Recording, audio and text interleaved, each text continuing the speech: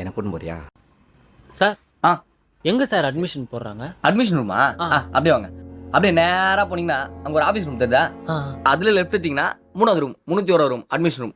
அங்கே போய் கேளுங்க சார். Okay sir. சொல்லிட்டு உடனே சேர்ந்துக்கிறேன், ஜாயின் பண்ணிக்கிறேன்.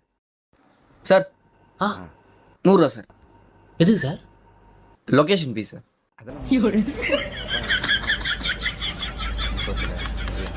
Okay sir. இதோ இரு எங்கள் அப்பா வந்துட்டார்.